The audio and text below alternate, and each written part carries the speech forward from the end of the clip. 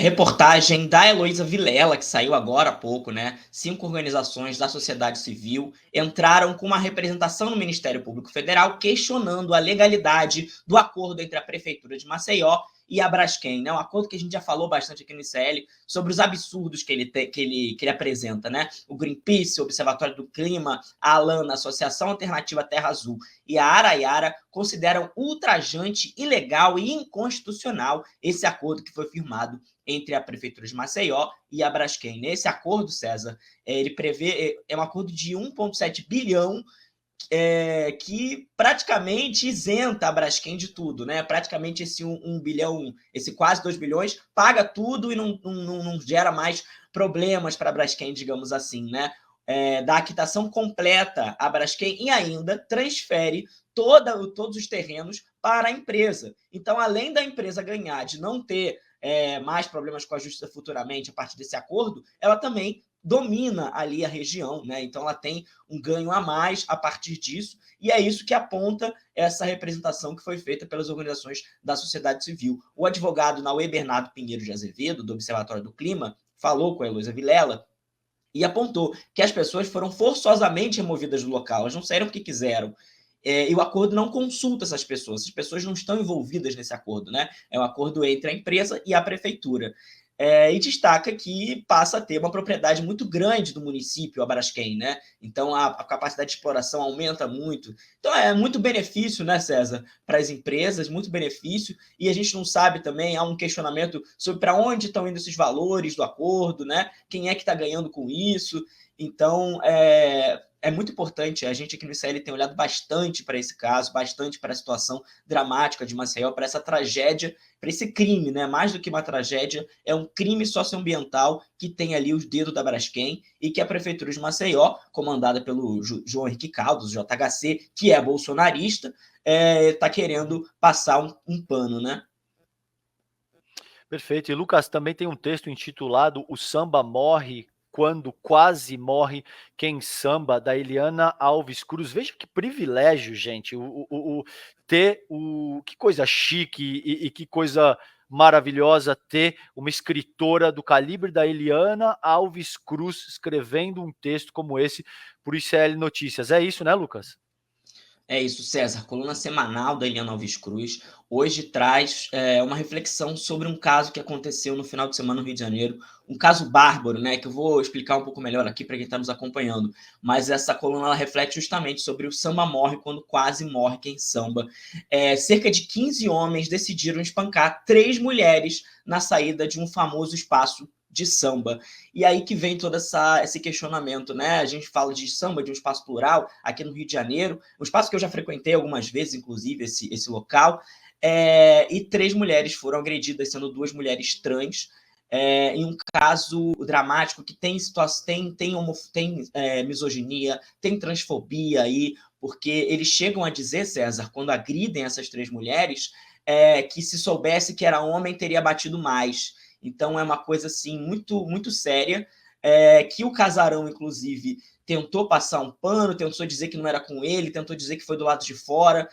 O saldo que a gente tem até uma imagem aí muito forte de uma delas, a Azul e a Lua foram agredidas, e a irmã de uma delas também foi agredida. E o saldo é um nariz quebrado, hematoma, escoriação, ferimento no corpo todo, e isso mostra que e tem um movimento também, César, que surgiu logo em seguida, né? O casarão tentou, a princípio, abafar o caso, dizer que não era com ele, mas houve depois um movimento dos sambistas dizendo que isso não é aceitável. Então a gente tem aí um print na tela da porta-bandeira Lucinha Nobre, né, 40 anos de carnaval, sendo uma das figuras que foram a público dizer que não é aceitável esse tipo de coisa. O samba não é um espaço que aceita a transfobia, que aceita a misoginia, que aceita que seja um espaço de agressão. Então é muito importante essa fala dela, né? Ela fala que 3 mulheres são espancadas e agredidas em um ponto de deixar quase desacordada, não é lugar para ninguém frequentar, se solidarizando aí. Tem outro, o Quintal perdão, o Quintal da Magia, que é outro roda de samba muito famoso aqui no Rio de Janeiro, que já tocou nesse espaço, inclusive, também lamentando esse caso, condenando esse caso, dizendo que o samba é um espaço plural. A gente chegando perto do carnaval, ver um caso desse chama muito a nossa atenção e é muito importante esse movimento que a gente tem visto aqui de rodas de samba, de sambistas, dizendo que isso não é aceitável, isso não é tolerável. Então, a gente cobra também que esse caso seja investigado, né? 15 homens espancando 3 mulheres é realmente uma coisa absurda, né? Envolvendo seguranças do espaço, envolvendo alguns ambulantes que estavam por ali, envolvendo motorista de aplicativo. Então, uma coisa muito grave que precisa ser apurada e que não pode passar a limpo. Exatamente, não é aceitável, é um crime e essas pessoas precisam responder na medida da lei. Muito bem colocado, Lucas. Tem um texto também que dá conta de como o Ministério da Defesa não acatou as diretrizes do Lula na Operação Yanomami, né? Aponta uma própria entidade indígena. Fala um pouquinho para gente. Pois é, César, artigo do Rubens Valente na Agência Pública, né, texto dele na Agência Pública. Ele já falou aqui no ICL Notícias sobre isso uma vez, sobre como o Ministério da Defesa não tem seguido as orientações de proteger o povo Yanomami, né? A emergência decretada pelo governo na Operação Yanomami não tem sido respeitada pelo Ministério da Defesa, não tem sido enviada aeronave, não tem sido dado suporte. E a PIB, principal organização indígena do país, aponta isso em uma petição direcionada ao ministro do STF, Luiz Roberto Barroso, né, o presidente do STF, e aponta que é importante que haja, de fato, essa atuação do Ministério da Defesa, né, César? A gente está falando de um ministério que tem uma estrutura para apoiar ações do Ministério dos Povos Indígenas, do Ministério dos Direitos Humanos, que são ministérios que têm menos recursos, são ministérios que têm menos instrumentos para poder fazer atuação, que atua mesmo assim, né? Isso é importante frisar, atua mesmo assim, mas com o apoio do Ministério da Defesa isso poderia ser feito muito mais, poderia ter uma resposta muito mais rápida, e a gente sabe que a situação do povo Yanomami é crítica, o governo federal reforçou isso recentemente, então chama atenção essa atuação do Ministério da Defesa. A gente sabe, né, que tem os militares, historicamente, desde a ditadura militar, os militares não dão o suporte necessário, podemos dizer assim, para amenizar um pouco a situação, né, César?